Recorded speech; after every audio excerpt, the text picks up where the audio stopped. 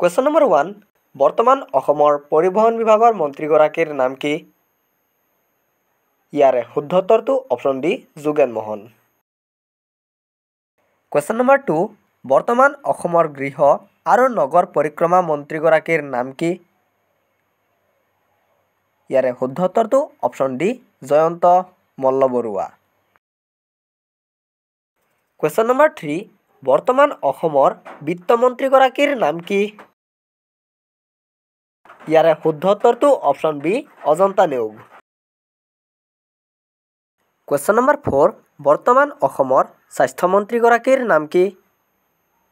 ইয়াৰে শুদ্ধ উত্তৰটো অপশ্যন এ অশোক সিংহল। আগতে কেশৱ মহন্ত আছিলে কিন্তু এতিয়া সলনি হৈ অশোক সিংহলে স্বাস্থ্যমন্ত্ৰীৰ পদকত কাৰ্যনিৰ্বাহ চলাইছে। কুৱেশ্যন নম্বৰ 5 বৰ্তমান অসমৰ কৃষি মন্ত্ৰীগৰাকীৰ নাম কি? ইয়াৰে শুদ্ধ উত্তৰটো option B Atul Bora. Question number 6 বৰ্তমান অসমৰ ৰাজ্যপালগৰাকীৰ নাম কি? ইয়াৰে শুদ্ধ উত্তৰটো option C Lakshman Prasad Acharya. Question number 7 বৰ্তমান অসমৰ শিক্ষামন্ত্ৰীগৰাকীৰ নাম কি? এইটো আমি সকলোৱে জানো। ইয়াৰ শুদ্ধ উত্তৰটো হ'ব option B Ranoj Pegu. Question number 8 বৰ্তমান অসমৰ সাংস্কৃতিক পৰিক্ৰমা মন্ত্ৰীগৰাকীৰ নাম কি? ইয়াৰে 4টা অপশ্যনৰ ভিতৰত শুদ্ধ উত্তৰটো option D Bimal Bora. Question number 9 বৰ্তমান অসমৰ পশুপালন আৰু মীন বিভাগৰ মন্ত্ৰীগৰাকীৰ নাম কি?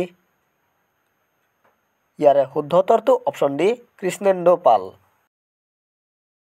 10 নম্বৰত কৈছে বৰ্তমান অসমৰ বন আৰু পৰিৱেশ বিভাগৰ মন্ত্ৰীগৰাকীৰ নাম কি? ইয়াৰে শুদ্ধ উত্তৰটো option B Chandramohan Patowary. Question number 11 বৰ্তমান অসমৰ পঞ্চায়ত আৰু গ্ৰামোন্নয়ন মন্ত্ৰীগৰাকীৰ নাম কি? ইয়াৰে শুদ্ধ উত্তৰটো option A Ranjit Kumar Das. Question number 12 বৰ্তমান অসমৰ বিধানসভাৰ অধ্যক্ষগৰাকীৰ নাম কি? ইয়াৰে শুদ্ধ উত্তৰটো option D Biswajit Daimary. Question number 13 বৰ্তমান অসমৰ বিধানসভাৰ উপাধ্যক্ষগৰাকীৰ নাম কি? ইয়াৰে শুদ্ধ উত্তৰটো অপশ্যন চি নুমল মুমিন। কুৱেশ্যন নম্বৰ 14 বৰ্তমান অসমৰ খাদ্য আৰু গ্ৰাম্য পৰিক্ৰমা বিভাগৰ মন্ত্ৰীগৰাকীৰ নাম কি? ইয়াৰে শুদ্ধ উত্তৰটো অপশ্যন বি কৌশিক ৰায়। কুৱেশ্যন নম্বৰ 15 বৰ্তমান অসমৰ ৰাজহ মন্ত্ৰীগৰাকীৰ নাম কি? ইয়াৰে শুদ্ধ উত্তৰটো option B Keshab Mahanta. Question number 16 বৰ্তমান অসমৰ মুখ্যমন্ত্ৰীগৰাকীৰ নাম কি?